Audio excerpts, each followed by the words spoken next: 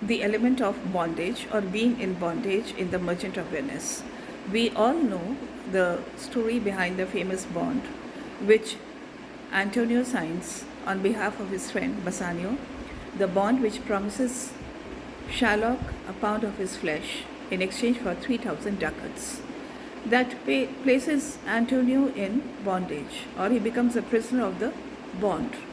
But there are other characters in the play who are also in some kind of bondage or the other. Let us discuss who they are. First, I will talk about the heroine, Portia. She, a young, rich, independent young girl. That is what she seems. But she is also a prisoner. She is a prisoner to the condition of the caskets, which make her a person who cannot exercise her free will. She is in a bondage to the caskets, to her dead father's will. She is a prisoner of his will. And so she cannot choose the man she wants to marry, but she has to depend on the lottery of the caskets.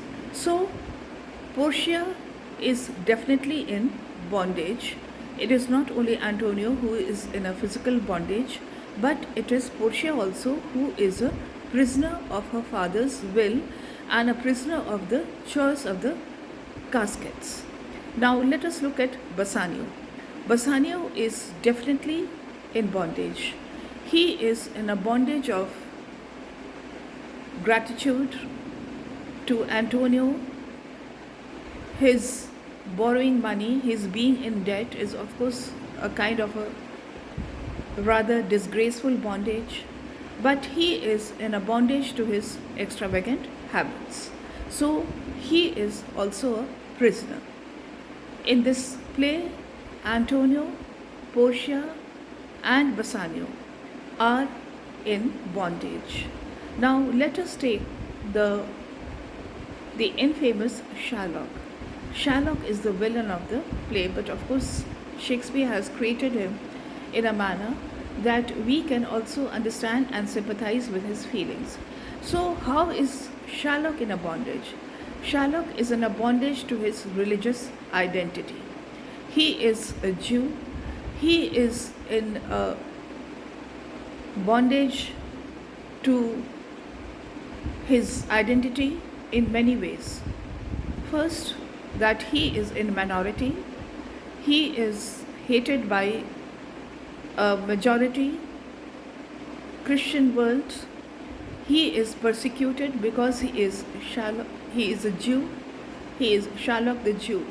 Another thing which makes him in bondage is his profession. He has chosen, or he has had to become a moneylender because due to the various professions which were prohibited to the Jews, he had to survive and he had to practice money lending. It was something which his religion allowed him to do, but in the eyes of the Christian world of which he was a part, he was someone who was sinful. So Shylock is in bondage to his Jewish identity. So the major characters of The Merchant of Venice are in some kind of bondage or the other. Let us look at some other plays in passing. Let us look at Viola in Twelfth Night. She is also in bondage. She is not free. She is in bondage to the male disguise which she has had to adopt because of necessity. She is in bondage to this identity because that is the identity which has created so many problems for her, and it has created confusion in the mind of Lady Olivia, who has chosen to fall in love with her false persona, that of Cesario. And Viola finds herself in a very peculiar situation. The Duke Orsino also takes her for a boy, and considering him a boy, he is not aware of the fact that she is not what she seems. She's a young girl who has fallen in love with him, much to add to her difficult situation. So, Viola in Twelfth Night is in bondage to her male identity, which she has had to adapt to in order to survive in a strange land without any friends and confidants. Let us look at Miranda. Miranda is virtually in a bondage to the island on which she has lived all her life. She is like a prisoner on this island. She is a prisoner like Portia, Shylock, Antonio, Bassanio, and Viola. They are prisoners